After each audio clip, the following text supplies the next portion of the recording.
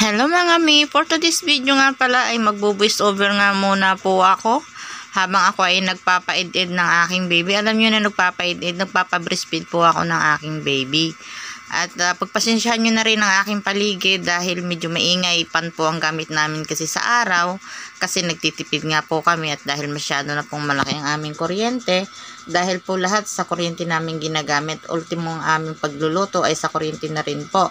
Kaya ito, pan po muna yung gamit namin ngayon. Habang wala po ang aking hubby. Dahil pag nandyan na po ang hubby ko, gumagamit na po kami ng electric fan dahil galing po siya sa trabaho, naiinitan siya. So, ayan nga, umpisahan ko na nga muna itong pag-voice over ko about sa aking anak. Ang bilis talaga ng panahon, di ba? Dati, buntis lang ako. 2 months, hanggang nung nabalitaan namin buntis ako, 2 months, happy na kami noon. And then, ito, after 9 months, ito na yung aming baby. At, sa edad na 2 months, magti 3 months, ito dumadapa na siya. So, para sa akin, sobrang happy ko. Nung unang nagbubuntis ako, akala ko, nakalimutan ko na paano mag-alaga ng baby. Hindi ko na rin alam yung feelings ng kung paano ba magka-baby. Ang dami kong mga hindi na alam at nakalimutan na noong mga panahong nagbubuntis ako, iniisip ko, handa na ba akong magkaanak? Handa na ba ulit ako magka-baby? Paano ba? Parang nung nasa tiyan siya kasi yan, kakwento ko na rin, nung nasa tiyan kasi siya, parang hindi ako ready na ilabas siya. Kaya siguro nagkaroon siya ng na muntik na ma-overdue kasi parang ako na rin siguro sa katawan ko parang urong-sulong din ako na ilalabas ko ba o hindi. Kaya lumampas na sa due date kasi nga andun yung mixed emotion bilang isang mami na ang tagal mong hindi nag-alaga ng baby, halos 14 years na hindi ka nag-alaga ng baby, and then pagkatapos niyan bigla kang magkaka-baby. Parang parang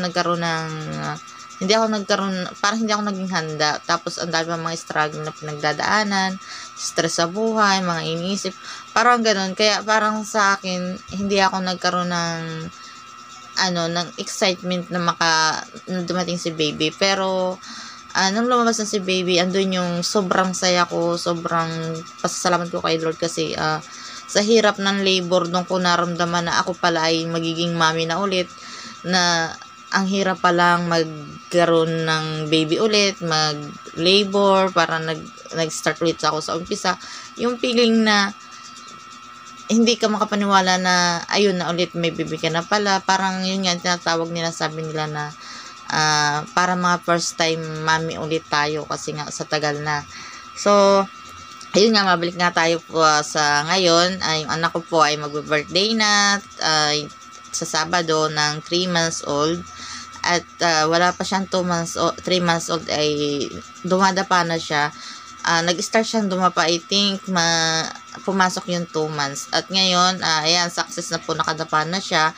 Hindi ko po siya dyan tinulungan. At nung tumihaya din siya sa bandang dulo ng video, makikita nyo rin at kusa na siyang tumihaya. Yung mga unang video ko, akala ko hindi ko makukunan. Pero thank you Lord pa rin sa pangalawang pagkataon ng pag-video ko, nakatutok yung camera, nakita ko siya na dumapa, ay tumihaya. So, kahit pa paano, nagkaroon naman ako ng moment na makita. Ang saya din pala na yung baby mo. Ang bilis din lumaki kasi, sa 3 months niya, parang ang bilis ng update niya, ng improve niya, napakabilis ng pagiging improvement niya. Kaya, kahit na, yun nga yung kasabihan na totoo pala na pagka pinadede mo pag breastfeed, ma'am ka, yung advice, ayan, nakita niya dumapa, tumihaya na siya, galing sa pagdapa. So, hindi ko yan tinulungan. Kusa siyang dumapa at ang saya-saya ko nakita ko siya. At alam ko yung daddy niya pag nakita niya matutuwa din at pagdating niya sa galing sa work, ayan, sobrang saya. At ito habang nagpapadede ako, ayan, nagbo-voice over po ako.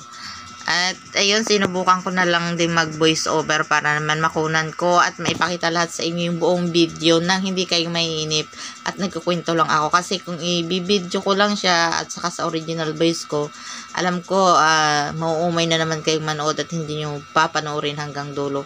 At least to, nagbo-voice over ako, nakakapag-share ako, nakakapagkwento ako sa inyo ng experience ko as a mom ngayon. Kahit na nagkaroon ako ng mga anak na una, iba pa rin pala yung ngayon na after 14 years na nagkaroon ako ng baby, parang bumalik ako sa, yun nga lang, parang nag-start ulit ako from the start, from zero, kasi andito, nakagapos ako sa bahay, hindi ako pwedeng umalis, tapos yung mga gawain ko, na-adjust siya, na mas, syempre priority natin yung baby, ganyan. So, marami akong mga hindi kayang gawin ngayong habang nandito yung baby ko. Yung baby namin ay maliit pa, pero excited na rin ako sa paglaki niya at nai-excite din ako kung ano yung magiging itsura.